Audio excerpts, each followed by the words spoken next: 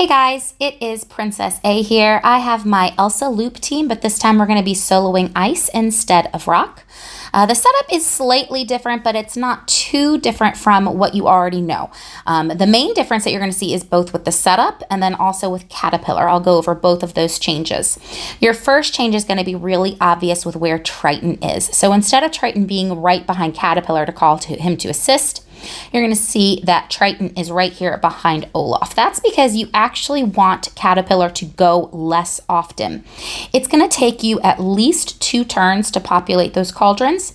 So you don't want Caterpillar empowered too early, and you don't want Caterpillar doing too much damage to start off with. So it's okay if he goes less often. Everyone is just doing their basic on that Titan right now. The other difference that you won't see, but I will tell you, is that this is actually not my main team. This is the team I use for an alternate account and a separate club. And the Caterpillar I have here is not as powerful. It's tier 8 with no special pieces added to it because, again, you want him to go less often. I find that he actually works better when he is weaker. So if you have members in your club that maybe have Caterpillar at tier 8 but never put the speed pieces on him, this is a great option for them to use the loop on ice instead of rock. You saw after Ice's first turn, those spells did not populate. So it is going to take another turn from Ice to be able to do it. We're adding a little health on the board from Olaf to make sure that everyone can withstand Ice's second attack. We are going to get enough continuous damage on the board to populate those spells, and the icicles are in front, so we can now start to use Elsa to take out those icicles instead of having her damage affect the main Titan. We're still just going to use Caterpillar's first basic just to get there, and then he's going to be empowered now. So he empowered in plenty of time to help us out. And now we have that first cauldron. You're always going to place it between Olaf and Triton so that he can call that to assist with his prismatic blessing, and everyone is now cleansed. And we have our first cauldron on the board adding magic. We're going to go ahead and add a little bit of health using Olaf's second special. And now Wendy has her chance to shadow the first cauldron. When you shadow, always remember to shadow the original cauldron. It doesn't end up in the best place, but it'll still work just fine for us. Elsa empowers. We're still fine because the Titan has not taken enough damage, but we're going to use her basic to go ahead and take out that icicle for us almost. Caterpillar can now use his last special to change that turn meter for us, which means that Wendy can now add magic to the cauldron and call both of those cauldrons to assist, adding more and more magic to the board, which makes setting up the loop a lot easier for us. Olaf is still there. He's going to add more health to the board, making sure that we are all set up. Before Caterpillar now is going to use his first special to inflict mad on the Titan. You wanted to wait until after those icicles were out because it really does help keep the damage to a minimum if Elsa can use her first set of attacks to take out those icicles. So now that Mad is on the board, even if they got an extra turn, he is not going to be able to use anything but his basic on to damage our people. We're going to use Olaf's basic. We have 3 cauldrons out if you missed that. So we're really only 1 cauldron away from being able to establish the loop. Caterpillar's going to change that turn meter again for us. And we've got Prismatic Blessing calling Wendy, the 3 cauldrons, and Olaf to assist, which again then is going to make it so that we can shadow our last cauldron. When we first started loop teams, we all thought we needed 5. It is so much easier than we initially thought. It really is just 4 cauldrons. We're adding more health.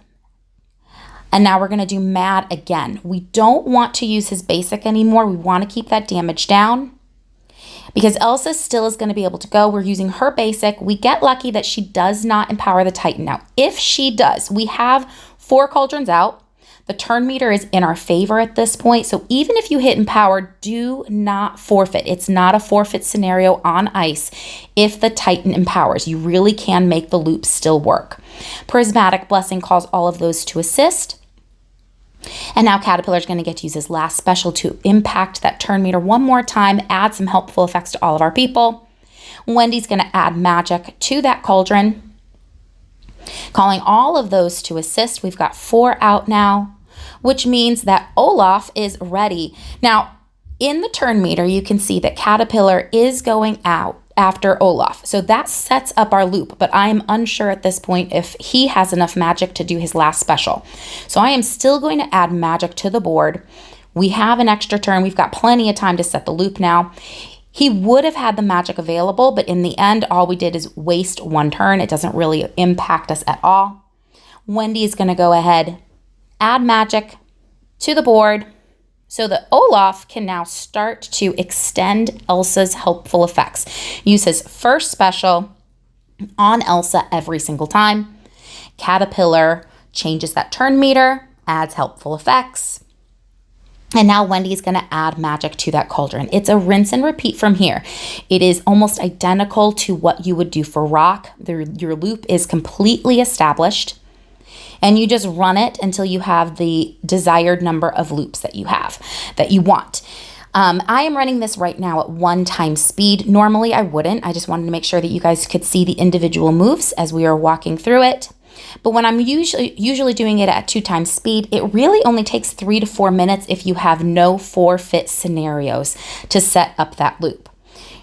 You're doing Caterpillar's last special, Wendy's last special to a cauldron, and then Olaf's first special to Elsa. Remember, when Caterpillar goes, you can actually add it to any single person because all of them are impacted by his last special. We have changed it to 2 times speed, and we're going to get ready to break that loop. I fast forwarded, and as you can see, I have about 170 loops going right now. I normally would not have this many loops going. I usually like to do between 100 and 120 because my time is valuable and it takes a long time to run. In this situation, I wanted to make sure that my team had a really good head start on lava and that lava was almost down by the time I pulled the trigger, because you still want ice to die last, or at least very close to last, so it's easy on your teammates. So I did add more loops than I normally would. It's the same thing we were seeing before. Wendy adds magic to the cauldron, and then Olaf gets to extend all of those helpful effects over to ice. And then Caterpillar can add his last special to anyone on the board to impact that turn meter and add helpful effects. Now, in the end, I ended up with 175 loops on this. We've just got a couple more before I'm going to go ahead and break the loop. The way I like to break the loop personally is I like to shadow Elsa. When I shadow Elsa, it just adds one more person to add a little bit of damage to the board. She doesn't last too much longer through the first onslaught, but it does make it just an easy, clean way to break the loop where there's not going to be issues. So we've got 175 loops.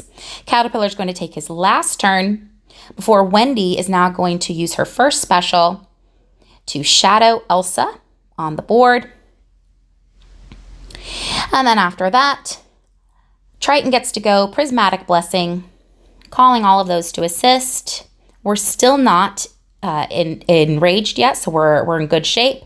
Adding that one extra, adding Mad, and getting ready for Elsa to use her final special. Show Yourself. You could see it hits for almost 1.9 on her first. We're empowered. And now it's just hitting it with basic after basic after basic. It's that follow-up, that extra 10% per helpful effect that really is the magic of this team. You're seeing it hit for 750 on the follow-up. This first attack basically is going to do absolutely nothing. We've got lots of attempts right, 750 almost for that follow-up attack. Over and over, her Show Yourself, her second time she gets to use it, is still at 1.8. Ice has only taken one turn. By the time Ice takes his second turn, you're pretty much at half health, and you really have only had one turn. On the second turn, we're going to get all those reflections, and so you get all those follow-up attacks. We are basically half health and no one has been insta-defeated yet. So even if Elsa were to die right now, it really does take a good chunk off of Ice. Now we get very fortunate with this run that it is not Elsa that gets insta-defeated first. You can see that follow-up. It's still hitting so heavy. 690. Wendy is the one that gets insta-defeated, which basically guarantees that this is going to be a solo. There's no way that he's going to be able to recharge that insta-kill before we are able to solo this Titan. So from here on out, you are just hitting him time after time. It's easier than rock because you don't have to think about spreading the damage between the two heads. Show yourself again is still at 1.6. It really is 3 to 4 minutes after you break that loop of just straight hits to solo it. So the time intensive part is in the middle, and it really can take 30 to 45 minutes to get all of those loops established.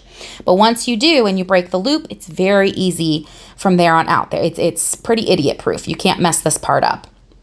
In the end, we did end up soloing it. The total was 23.3 million. It was super successful in the end. If you have any questions, please let me know. I am very happy to help you in any way I can. Thanks a lot, guys. Bye.